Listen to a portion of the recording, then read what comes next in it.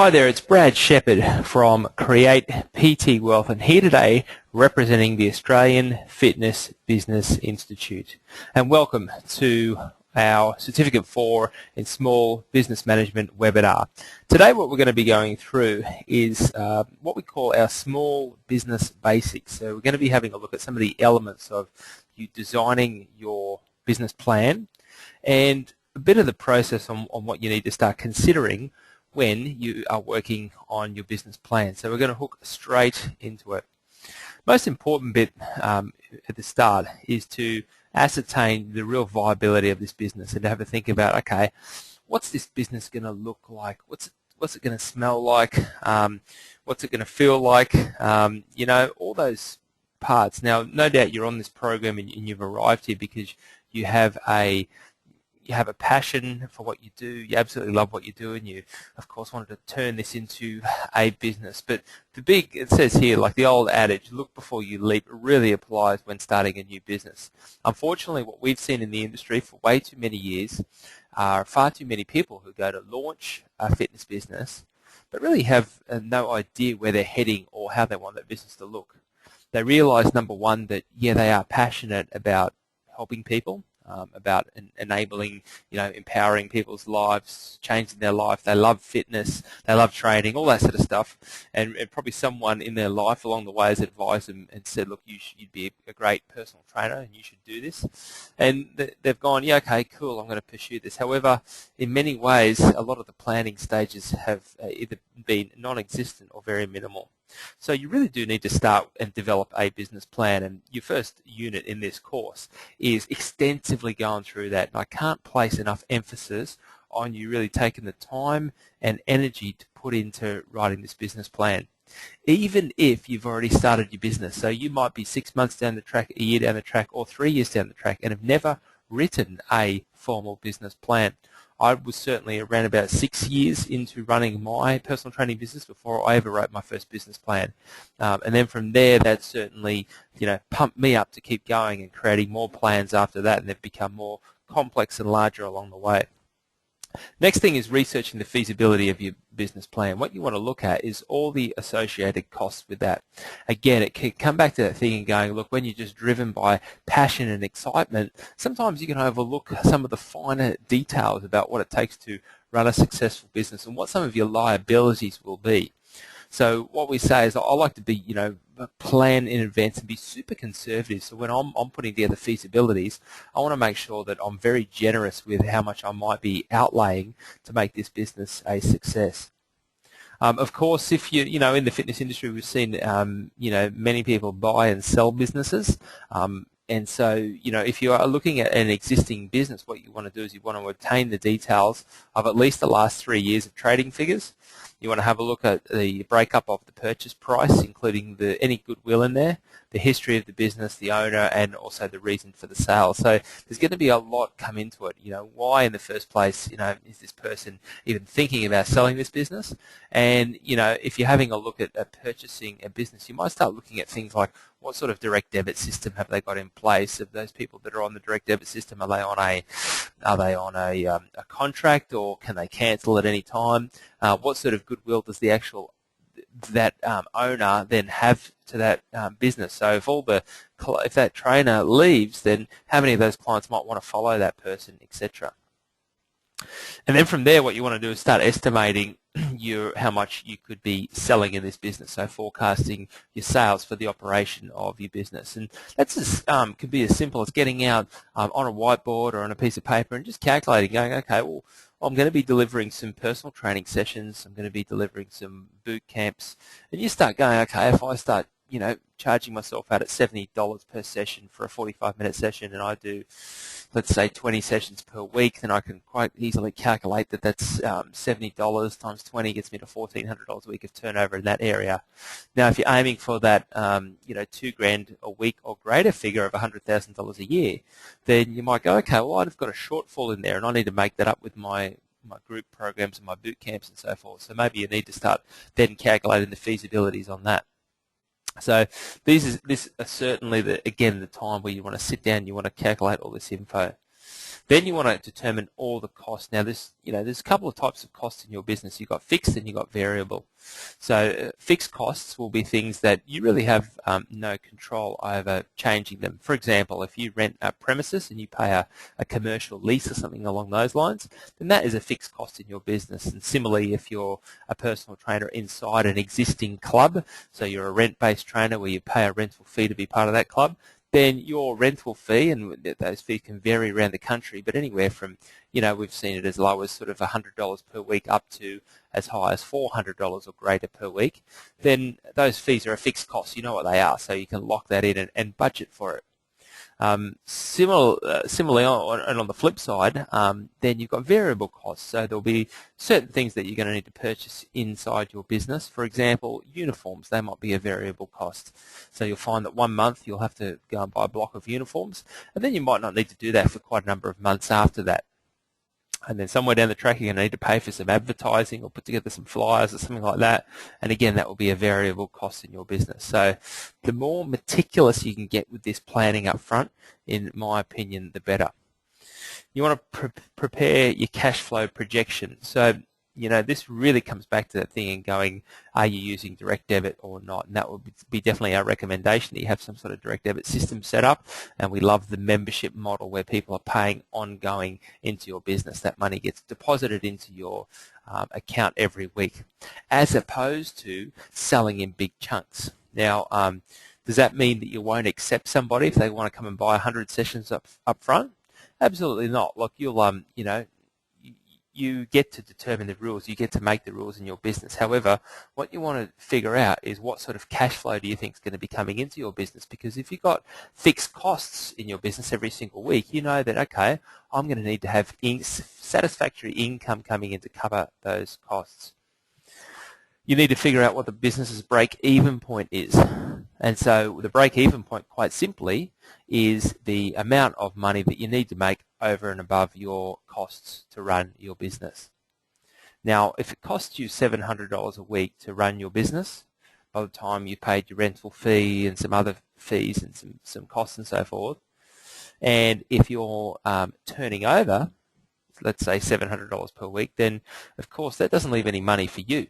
So what you need to do, of course, is factor in there some sort of wage or salary.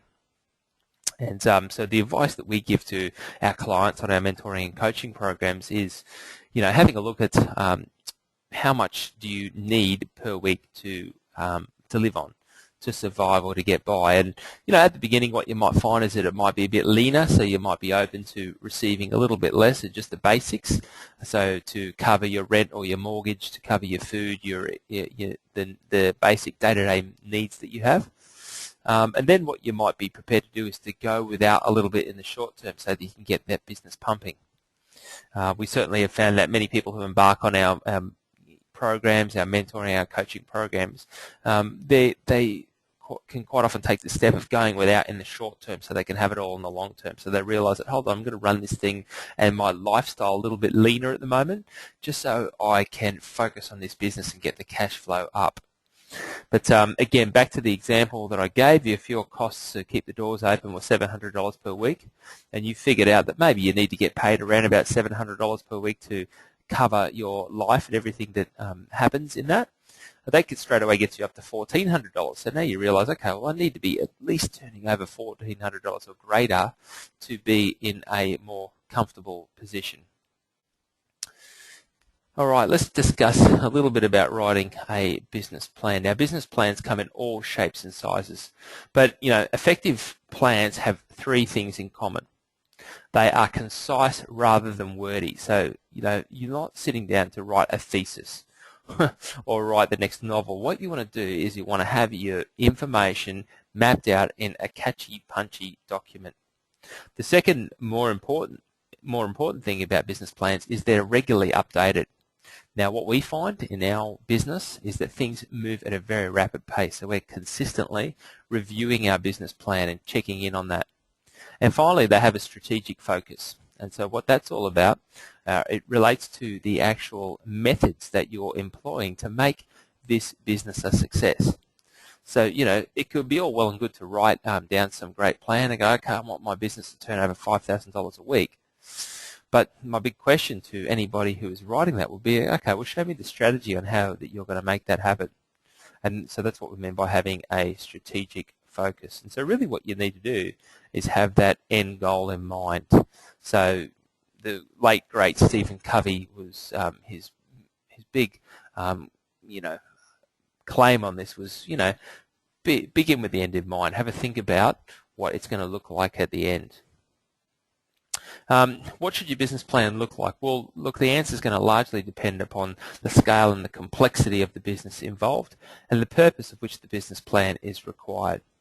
So, for example, if you're just looking to set up as a solo independent trainer, you have got no plans to hire employees or staff, you are going to go and operate down the local park where you've identified that there's no need for any council fees or to rent space or any of that sort of stuff, you want to keep this business really simple, then there's a good chance that your business plan is going to be a little bit less complex than somebody who wants to open up their own facility, build a team of people, sell multiple memberships, etc., etc. So as you can appreciate, the business plan is the size of it, the complexity of it, is really relative to the size and complexity of your business. So again, while you're starting out, you might find that, there is not a huge amount of, stuff to be putting in your business plan. However, keep in mind that we are planning for the future. So if you have an aspiration to make a successful model in the future, now's the time you want to start writing that down. Now's the time that you want to start focusing on that. So the only reason that you would have a very simple business plan, like the example I gave before of the personal trainer who wants to go and set up down the park, was if that was your only mission and your only goal. You were just happy to go and do it by yourself and didn't want to be involved with anybody else. If you've got aspirations for more than that, then you definitely want to include that into your business plan. All right, you also want to establish your business vision. So you want to choose a specific date. So, for example, in around about 3 years' time is a good time frame, and describe what your business will look like. Try writing your business goal down in one concise sentence. So really, the more specific your aim, the easier it will be for you to stay true to your business vision. So you want to have a look what this business, remember I said it right at the beginning of this program, you want to have a look what your business looks like, feels like, smells like. So 3 years down the track, I want to have this many staff members, we want to be turning over this amount of money, we want to be servicing this many clients, etc., etc. So you can get as detailed as possible in this particular area, and really the more clarity you've got in that, the better. It gives you a roadmap with which to go, but with what to work for.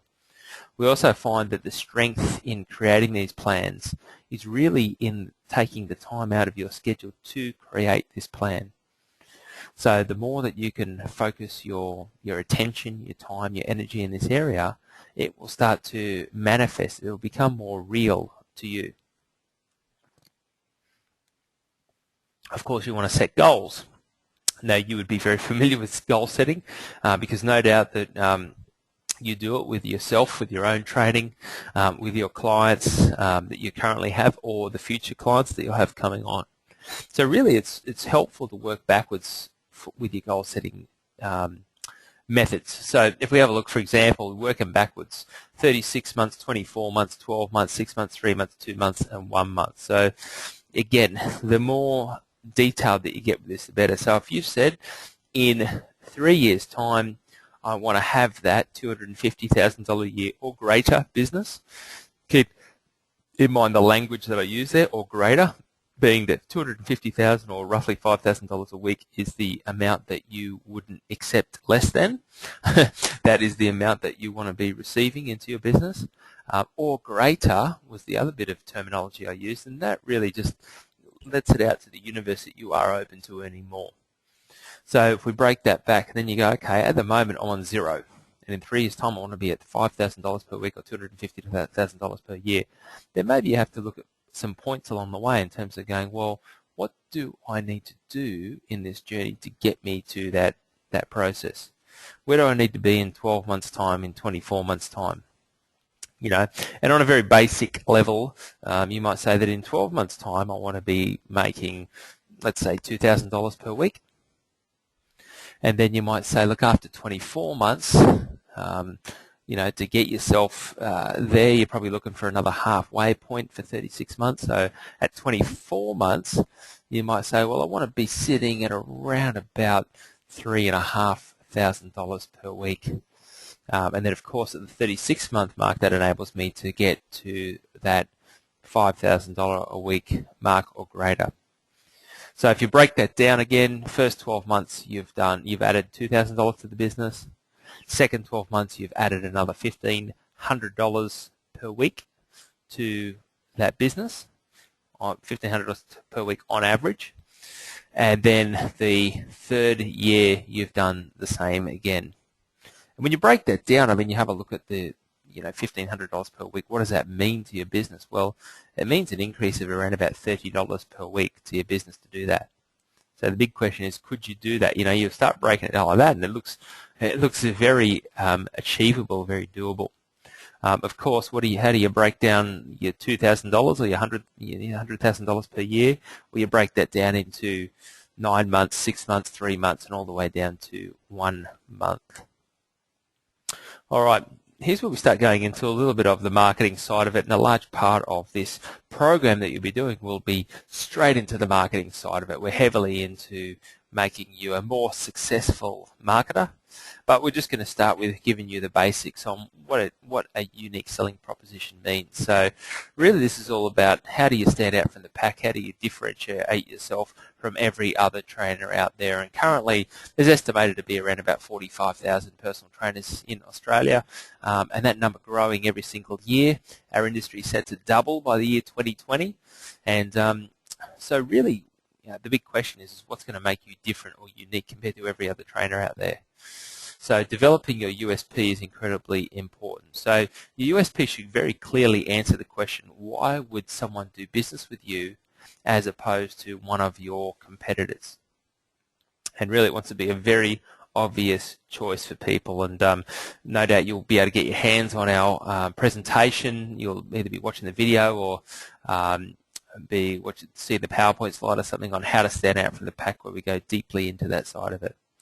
And once you've developed your USP, you can use that repetitively in your sales, your marketing, your advertising, and your promotion. So you can build your customers' identification with your company and your product and whatever services that you offer. So you want people to know you as the obvious best choice in this area.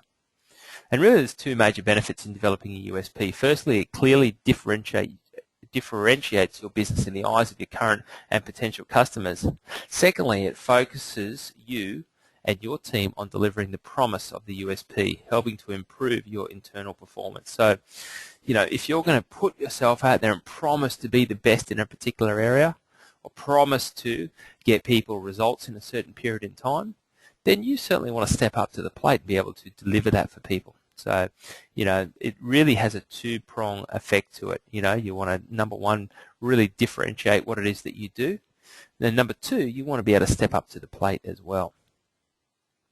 All right, of course, you're going to have to identify the skills to operate your business. Most businesses require a wide range of both production-related and business-related skills to operate successfully. And, those two areas for you, the technical skills, the production skills, training people, getting people fit, no doubt you've covered off on that area. But secondly, the business side of it, and it's just paramount that you get educated in these two areas. For most small businesses, it can be virtually impossible to possess all the skills required. So business can usually have several functional areas such as sales, marketing, research, development, record keeping, financial management, accounting, planning, hiring people, and all the rest of it. So obviously each business is going to require a different set of skills, and each functional area will involve a range of different tasks and skills. So I certainly know in our business at Create PT Wealth, when we kicked off in 2008, there was just myself and Jason, Well, we had to do everything, and although we'd both built our own successful businesses that were running at that point in time, we decided that we wanted to start this business with, with zero debt. So we're going to grow this business organically. So we were doing absolutely everything. For the first workshop that we ran, we did all the sales, we did all the administration, we signed people up to workshops, etc., etc. And then our first goal, as you can appreciate, because it wasn't our strong point nor our desire, was to get our first admin person on that could help us and relieve us of all that information that we were doing there, all those tasks. And then, of course, we got our first educational consultant, salesperson. And then we started removing ourselves from the coaching side of it. So we hired great people. So we used the Bill Gates model of finding great people who are very talented in what they do and very skilled. So as it stands, at well over 100 people on our higher level mentoring and coaching programs, myself and Jason only work with around about 2 clients per year. And of course, we have a great team of highly skilled coaches that look after all of our clients and enable them to achieve the results in their fitness business. And as it stands, with a team of 16 people, it's back to that thing of going, we realized that as we grew, we definitely couldn't do all the tasks in this business. So we definitely had to outsource that to people who were well skilled and well passionate in each of those areas. So back to you now in your business. Well, that's going to happen in your business too. You start off with just yourself and you'll probably be doing everything. The big tip I would give you at this point in time is not feel compelled that you have to do everything forever. Unfortunately, we've seen way too many people, way too many business owners who are in that position of just doing everything, and then they get 3 years down the track, 5 years down the track, and they are totally burnt out, overwhelmed, and it only takes one small hiccup, the market to change, them to get sick, any of that sort of stuff, and business can shrink. And so, what we say to you is continually keep your eyes open in terms of ways that you could better outsource stuff. You also want to identify the skill deficits in your business and the strategic actions that you will take to remedy them. So, an example of that, and we could think of many examples in this area, but just along the lines of, let's say that you want to put together some piece of marketing content. Let's say you want to put together a report, either a free report or a piece of educational content that you want to get out to your clients to position yourself as the expert or the obvious best choice in your local area. Well, there's a couple of things that you can do, right? So as a start, you could write the document yourself. And let's just say, for example, it's an exercise. It's your top 10 exercises for getting in shape. You've got a bunch of great exercises that you put together. You can snap some photos of it, all that sort of stuff. So you can sit down and put this thing together yourself, which is fine. You can do the writing. You could also then graphically put it together and make it look pretty and import the photos and do all that sort of stuff. However, if that's not a strong skill set of yours, you might struggle to get all that sort of stuff done and make it look presentable in a way that it sells what you do. On the flip side, could you start outsourcing that stuff? Could you find websites like Odesk or Fiverr where you could, for a very low cost, be able to say to someone, look, I have put together, I've snapped a bunch of photos, I've got some articles I've written, I want you to put this together and make it look absolutely fantastic. And not only that, you want to have some opportunities in there that could sell people into your ongoing program or service.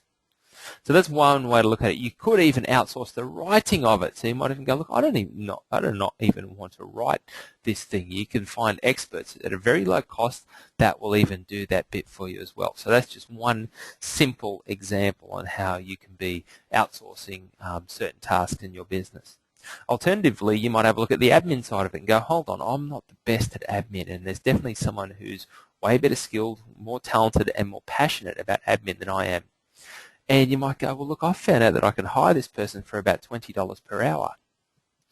And you've just figured out also, or you've just reminded yourself that your charge-out rate is currently $80 per session. And you go, hold on now, I can either spend 4 hours doing this admin job that gives me a headache, I'm no good at it, I don't even like it or enjoy it, and that's 4 hours of my time. Alternatively, you can go and get yourself one client for $80. There you go, boom. And you can hire an admin person to do that for you, and you just bought 4 hours of work. So you've spent 1 hour of your time, and you've got back 4 hours of high-quality admin work. So that gives you a bit of an idea on how that can all be done. Look, this brings us to the conclusion of this part of our webinar on the AFBI Certificate 4 in Small Business Management program. Trust you've got out of it what you needed for today, and look forward to chatting with you on one of our future presentations. Goodbye.